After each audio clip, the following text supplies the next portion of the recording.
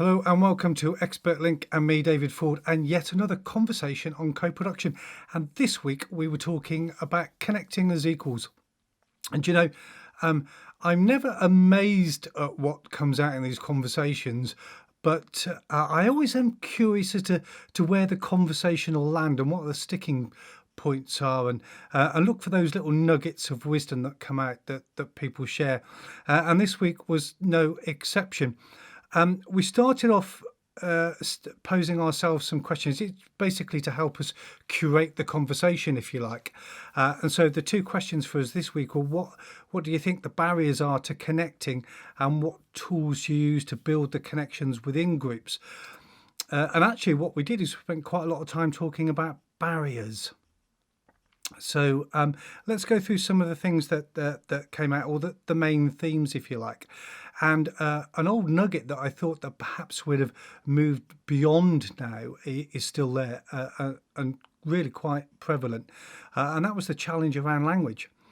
And the fact that language is often used as a way of imposing authority or power.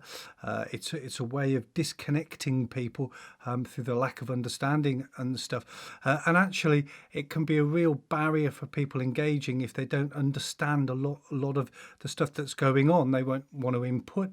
Maybe because they're fearful of making themselves look a bit idiotic. And you know what? I can absolutely say that I've been there myself, not involved in conversations, especially strategic ones, when the language I didn't understand. And there was a lot of acronyms that just let me, I just couldn't understand. So if it is a barrier, there's some of the things that we can do to help overcome it. So first thing, one of the ideas that came out, one of the first ideas was setting up a set of rules for use around acronyms. So leveling them. Example one would be, level one would be NHS. Now most people understand the NHS, so you don't have to explain it. But as the acronyms get harder and harder, you level them perhaps 1, 2, 3 or 4. And depending what level they are, that you put things in place to make sure that people can understand them. Maybe that's you write them in full every time. Maybe that's you write them in full at least once, and then maybe put an explanation underneath that people can refer to, or an asterisk to it. Another one of the good examples was easy read. Easy read is used for I believe it come from the world of learning difficulties, where they used easy read techniques to write. So it's as it says, easy to read for people. And I thought that was a really great idea. I had a quick look at this afternoon, or this morning, I should say. And it makes real common sense to me to use easy read, or there is a place for easy read to be applied to documents to help people to read them. But most importantly, the golden rule is make language accessible, make it understandable, so that people can get involved in the conversations and get involved in co-production. And let's stop using it, if you like, as a marker, as a divide line, and where it's used to separate people, and perhaps used to impose authority, or police people. So let's get rid of that, so that we can actually get all commit to doing co-production, all get involved in it fully, and co-produce the world that we want to be in. So our next topic, if you like, or next theme that was coming through was all people related. And I think there were some really important bits there to recognise. Firstly, about people, we all have a history. Regardless of who we are or where we have a history. But some of those histories are marked with real challenges. Some of those histories are marked with unimaginable things, and those things affect us as human beings. And actually we need to recognize that for people to engage, their history might be the challenge for them, knock their self-esteem, knock their self-beliefs, all sorts of things, So I think we need to recognize that. And by recognizing it, actually is a really good start point for them being able to support people to move on, move past, or go beyond what's holding them stuck so that they can engage fully. I think there's another part where we need to recognise that all parts of the system may have cultures or people who are fearful. See, fear is a really, really strong emotion, and it makes us do things that perhaps we wouldn't do in an unfearful situation.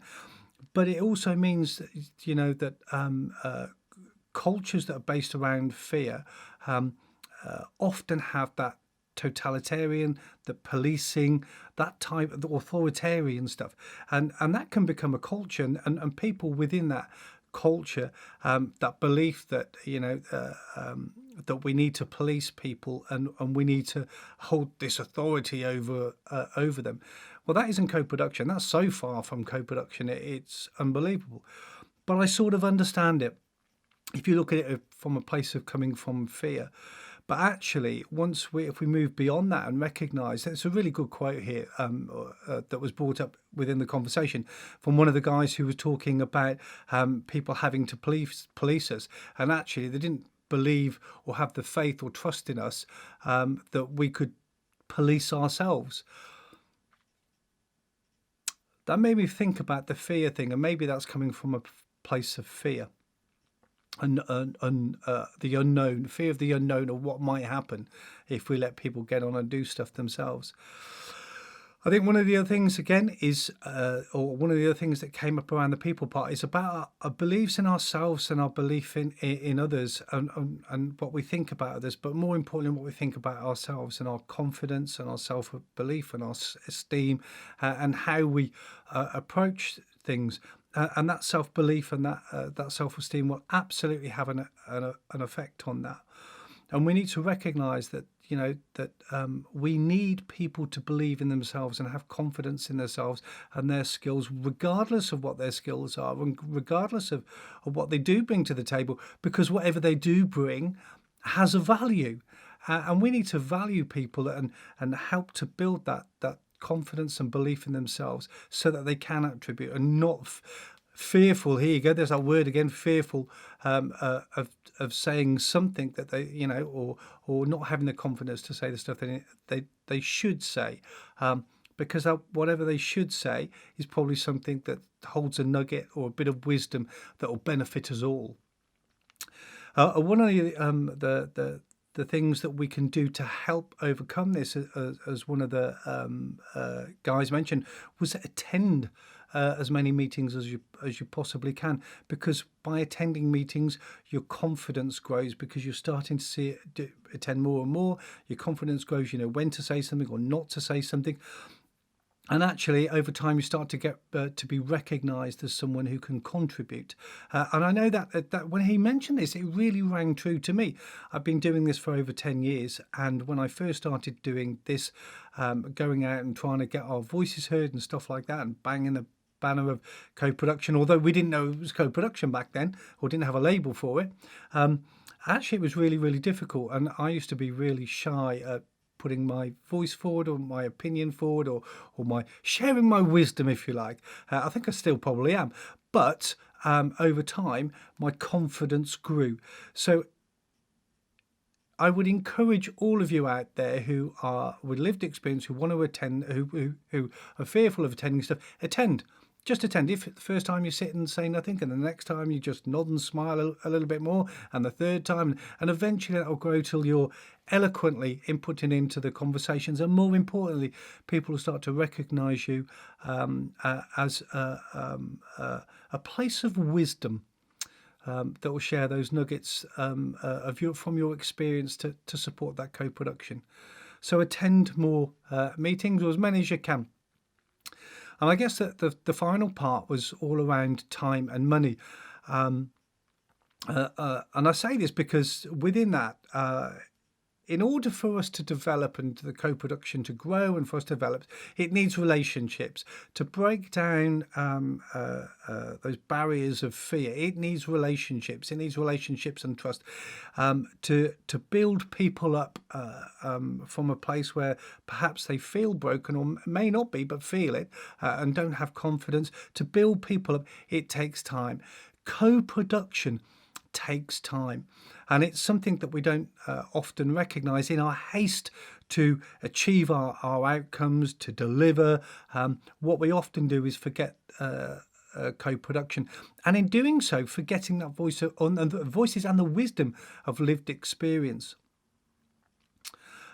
So there is a cost to co-production. It does take money, and if we talk about the money in respect that it takes longer to do things, often it takes a lot more effort to do things, often, but it's worthwhile. And I would ask the question, if there was a cost of co-production, what is the price of not doing co-production? There's a thought for you. So that sums up our conversations of co-production for this week, connecting as equals. Until next time, guys, love you all. Stay safe. Don't give up.